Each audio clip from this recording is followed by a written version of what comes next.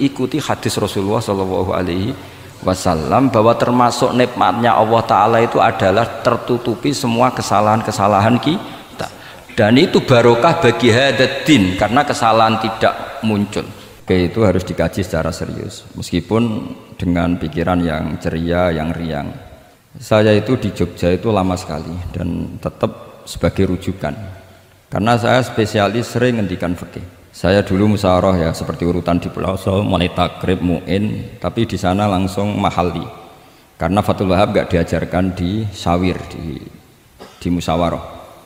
Tapi saya pernah ngaji Mbah Mun Fathul Wahab dan beliau sering berpesan, nak kanggo masyarakat ojo wahab repot, nganggo mahalli saja. Mahalli itu kan Surauhibin itu yang mensarai Minhajut Thalibin. Ini bukti bahwa saya ini alim betul, bukan guyon yang dari tidak alim itu. Jadi ini bedanya saya dengan moderator. Nanti kalau nggak percaya diuji di sini di depan. Saya ngaku alim itu bukan karena sombong, tapi keharusan. Karena begini ya, kalau kamu punya istri mau melahirkan, itu mesti nyari tulisan bidan. Barokahnya tulisan itu kamu tahu siapa bidan. Kalau kamu gigi sakit pasti cari tulisan dokter gigi. Sekarang kriminal kita adalah yang tahu Wahab tidak menulis ahli Fathul Wahab, ahli Fathul Qorib, sehingga masyarakat itu susah nyari konsultan ahli fikih karena tidak menulis di rumahnya ahli Fathul Wahab, ahli Fathul Qorib. Loh, itu penting supaya orang tahu. Setidaknya kenapa nyuwun sewu banyak, kalau saya boleh agak merovokasi, dan itu bagus, provokasi itu bagus kadang, tapi untuk kebaikan. Kenapa orang-orang lain itu menjadi rujukan? Karena mereka memaklumatkan diri, dengar gelar RC, MA, terus ahli fikih. Tapi kita yang ngaji Wahab, khatam, musyawarah khatam, nggak nulis di rumahnya ahli Fathul Wahab. Setidaknya Anda nulis konsultan kalau ingin mondok ke pelosok, sehingga orang daerah kamu kalau mau mondok ke pelosok konsultasi ke kamu. Tapi kita terlalu adab, padahal awalun nubuwah itu dimulai dari at-tahaddi. At-tahaddi memaklumatkan diri kalau beliau adalah seorang nabi. Jadi kalau kamu boyong harus memaklumatkan diri, saya tidak bakul-bakul, saya ahli Fathul Wahab. Lah ini khataman Fathul Wahab cerita baku, wah itu innalillahi wa inna ilaihi raji'un. Ini harus gimana mau ya, Anda harus tersiksa dengan keterwakilan oleh ini.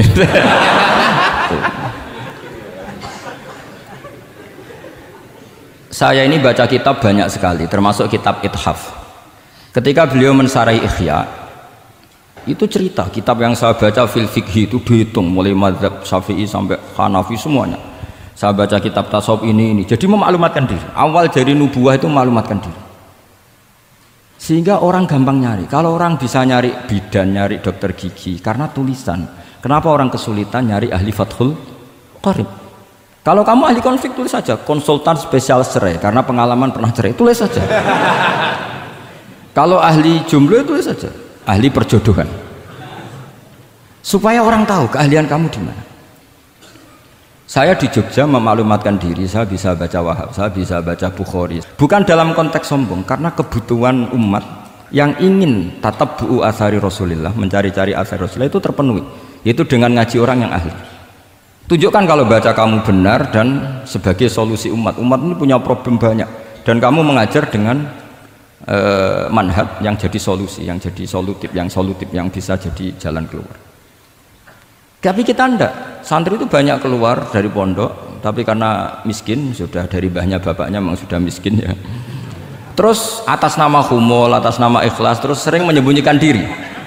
Menyembunyikan diri, pura-pura ada alim, memang sebetulnya ada alim juga kadang itu. Akhirnya terus orang sampai nggak tahu kalau itu alumni pondok.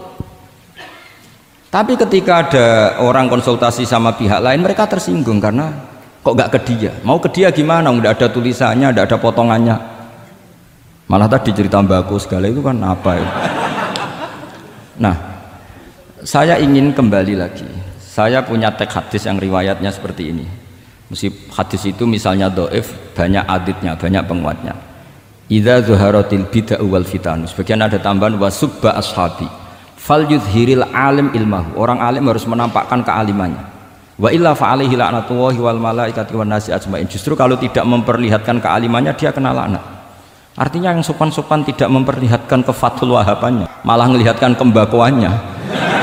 Itu jatahnya fa alaihi la'natullahi wal malaikati wan nasi ajmain. Ya setuju ya? Itu pasti kena laknat. Coba betapa tersiksanya Syekh Zakaria Al-An tadi itu mulai ngomong tuh nggak pernah menyebut Syekh Zakaria Al-Ansori. Kayak apa tersiksa? Kitabku dikaji nyebut jenengku era gelem gitu. Padahal Syekh Zakaria Al-Ansori syarat menjadi orang alim seperti dari sekian tarjamah, istilahnya dalam bahasa Arab terbaru itu tarjamah itu Syekhul Islam Syekh Zakaria Al-Ansori. Itu saya pilih yang dari kitab Manhajus Sawi karannya Habib Zain bin Smith. Itu dari sekian manaqib yang saya baca di Sulaiman Al-Jamal di mana-mana paling menarik itu syaratnya jadi orang alim itu dua, punya guru alim, punya murid alim. Karena Anda akan tersiksa, sangat-sangat tersiksa. Ngaji sama gurunya takut disuruh baca, gurunya alim, mau ngorek ya meriang muridnya alim. Itu yang dialami Syekh Zakaria Al-Ansori. Sehingga beliau ngendikan duqiqtu baina hajaroini. Saya ini ditempa dua batu, cara Jawa digebek dua batu. Mau ngaji ya takut karena gurunya alim alamah yaitu pengarang Fathul Bari Ibnu Hajar Al-Asqalani. Mau mulang ya meriang mergo dia murid alim alamah jenis Ibnu Hajar Al-Haythami. Dadi aku sampai ngaji ya persiapan, sampai mulang ya persiapan. Kayak apa susahnya jadi Syekh Zakaria Al-Ansori, mau ngaji setoran ya persiapan, mau ngajar persiapan. Makanya kata Mbah Mun, syarat utama ulama itu harus punya murid alim. Saya pernah didhawuhi Mbah Mun, aku mau gak ada anak Gus Najih itu Gus Najih, saya juga izin jadi kiai. Karena syaratnya jadi kiai itu udah anak alim di murid alim. Izin gak jadi kiai rasa sukses juga kata beliau. Makanya saya ketika kecelok alim itu senangnya bukan main beliau, karena terpenuhi status tadi. Nah ini kalau khataman Fathul Wahab terus bakas baku ini roh Kiai Jazuli tersiksa ini gimana? Ini gimana ini sini? Ukurannya kan gampang, moderator kan dipilih yang paling baik, setidaknya ngomongnya lah. Kalau tidak ilmunya ya ngomongnya. Terus Anda terwakili oleh orang yang nggak jelas. Nggak, saya gojlok ini tidak dosa, karena kalau betul saya ini dosa karena ngerasani orang, berarti jadi kafarah dosanya dia. Soal saya kan amalnya sudah banyak, aman lah. Aman, jadi nanti. Jadi kalau jatah hasanah saya harus diminta dia, tak kasih aja. Gampang. Masih surplus banyak. Ya masih surplus, masih banyak. Kan orang itu kalau baca Quran satu huruf itu dapat 10 kebaikan. Saya ini hafal Quran, sudah agak terhitung itu sudah. Itu untuk kamu tak saati satu huruf cukup nanti kalau nanti nuntut di akhirat itu tak kasih satu huruf itu cukup. Jadi ya nggak apa-apa, nanti silahkan nuntut nanti di apa akhirat. Tapi kamu lebih saya tuntut. Kamu itu siapa kok nyuruh saya di sini itu? Tapi dosanya lebih besar lagi itu. Saya teruskan ya, saya cerita yang serius. Syarat jadi orang alim itu punya guru alim, punya murid alim. Karena sebagian dari ilmu itu bukan ditempa guru tapi ditempa murid. Imam Fathul Bari, Sohibu Fathul Bari yaitu Syekh Ibnu Hajar Al-Asqalani. Itu beliau sangat mencintai Nabi Musa justru karena dengan tanda kutip protesnya. Jadi ketika Nabi Musa diajari Nabi Khidir dari awal sudah ngendikan innaka inni ala ilmin, atau innaka dulu ya gak apa-apa, dibalik-balik gak apa-apa karena semua kitab kadang riwayat fil makna. Innaka ala ilmin allamaka wah malam a'lamhu wa inni ala ilmin allamanillah malam ta'lamhu. Kira-kira terjemahan bebasnya, kamu punya ilmu yang diajari Allah saya tidak tahu, saya punya ilmu yang diajari Allah kamu tidak tahu, maka innaka lan tastati'a ma'iya sabra, kamu tidak mungkin bisa menyabari saya, bisa memaklumi saya. Tapi kata Nabi Musa, tidak, saya harus belajar sama Anda. Oke, silahkan belajar tapi jangan tanya. Pertanyaannya itu jangan tanya, fala tas'alni, kamu nggak boleh tanya. Kalau kamu ingin jadi murid yang baik nanti jangan tanya, itu dosa. Dengarkan aja. Ya dengarkan saja. Nah, tapi Nabi Musa tetap tanya. Ketika ada kejanggalan secara syariah, Nabi Musa tetap tanya. Dan itu oleh kitab-kitab tasawuf dianggap dengan tanda kutip kesalahannya Nabi Musa. Meskipun min babi hasanatil abrar sayyiatul muqarrabin. Tapi di kitab fikih itu dipuji sundul langit. Protesnya Nabi Musa. Jadi di kitab tasawuf disalahkan karena kitab tasawuf pemuja tadi ketertaatan pada guru. Kitab fikih enggak. Ini bukti adallud dalil bahwa Musa itu orang pilihannya Allah. Dia tidak sabar, beliau tidak sabar kalau melihat kemungkaran. Jadi gugatannya Nabi Musa dianggap apa? Sur'atu ghiratihi fillah atau sur'atu ghairatihi fillah. Ada yang baca ghairah, ada yang baca ghirah. Ini karena ngadepi santri Fathul Wahab. Saya terpaksa baca 2 kali. Siji ben ketok alime, nomor loro nek kowe ra iso tak warai nak maca.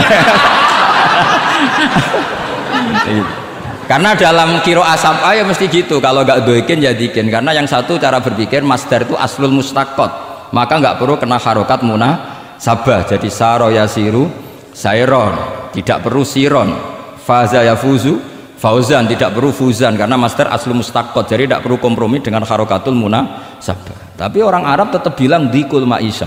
Apa? Tetap bilang dikul maisha. Tapi qiraah kita fala takufi doiqin, bukan pakai apa?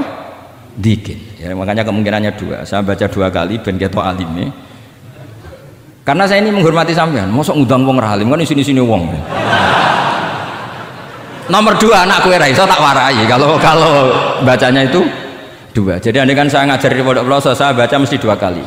Wayah sibu zaidun kada, wayah sabu zaidun kada. Karena dalam qiraah sab'ah ada yang baca yahsibu, qiraah kita baca yahsabu. Tapi guru-guru kita kalau ngajar fikih itu bacanya yahsibu. Tapi kalau baca Quran yahsabu. Ya kan Quran kita kan ayah sabu Allah yaqdiru alaihi ahad, bukan dibaca ayah sibu. Saya teruskan. Jadi syarat jadi orang alim itu harus punya guru alim dan murid alim. Imam Fathul Bari ketika menganalisis Nabi Musa itu beliau memuja Nabi Musa. Ini bukti ghirahnya Nabi Musa yang luar biasa. Beliau paling tersinggung kalau untuhikat hurumatullah. Orang sudah ditolong kok gak matur nuwun malah merusak perahunya. Jadi itu secara syariat itu mungkar. Kalau mungkar ya harus diprotes. Artinya itu sifatu madkhin. Protesnya Nabi Musa itu sifatu madkhin, bukan sifatu dhamin. Itu Ibnu Hajar al-Asqalani, gurunya Syekh Zakaria Ansari. Ketika orang tasawuf nganggep yang dilakukan Musa itu agak-agak mazmum karena protes sama guru. Pertanyaan saya ke anak-anak Fathul Wahab, kamu milih siapa? Milih partainya Ibnu Hajar al-Asqalani apa milih partainya orang tasawuf? Selama ini roh potongannya sampean milih sing tasawuf. Karena sampean dengan ilmu pas-pasan ini gak suka kalau ada murid tanya.